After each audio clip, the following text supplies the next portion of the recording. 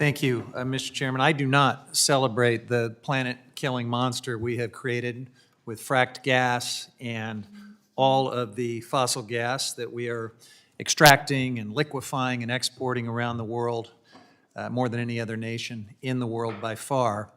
The notion that this is somehow safe and clean, possibly even a climate solution, is farcical if you actually look at the science, and that's becoming more clear every day. So I oppose this bill, which would limit the president's ability to govern fossil fuel extraction on our public lands at the very time that our planet is in crisis and scientists are flashing red alerts. We are running out of time to end this deadly addiction to fossil fuels and preserve a livable planet for our children.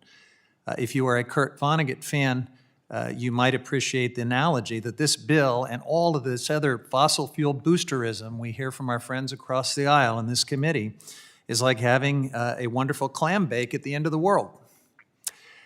So look, debating the pros and cons of fracking really misses the bigger point. All fossil fuel extraction is dangerous. All of it worsens the climate crisis.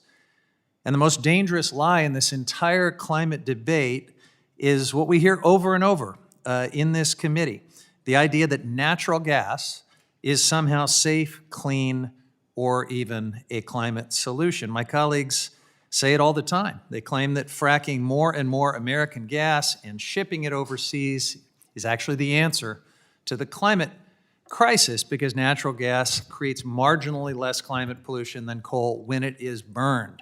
These talking points come straight from the fossil fuel industry, which, by the way, borrowed the strategy from big tobacco when they figured out that a clever response to lung cancer was to suggest that people use filtered cigarettes. And so we have created a climate monster.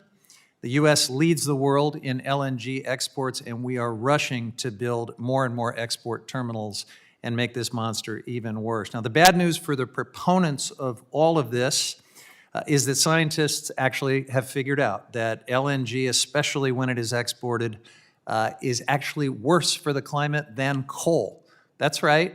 Despite all of the greenwashing that you hear regularly in this debate, LNG exports are worse for the planet than coal.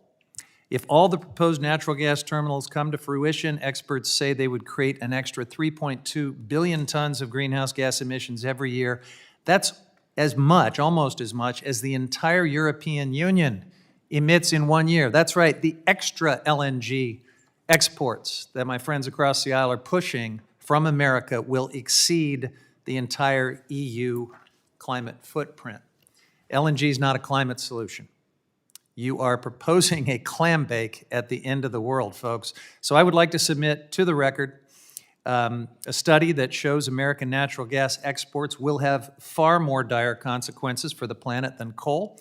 It's because natural gas is mostly methane. When it reaches the atmosphere, that gives it a 100 times worse impact than carbon dioxide over 20 years. Scientists have also examined the emissions from the whole life cycle of liquefied natural gas, from extraction and through fracking to the liquefaction and shipping to final combustion, and when you add it all up, it is a bad story for the planet. The preliminary findings show that methane leakage along the life cycle makes fracking and shipping natural gas 24 times worse for the climate than mining and burning the same amount of coal. Now, this is just one study in this mountain of evidence that proves how oil and gas extraction leaks far more methane than governments have estimated or that the industry has told us about.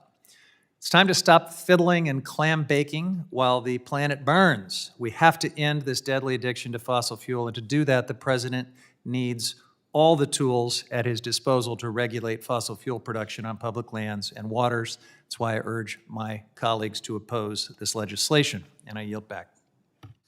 Without objection, so ordered.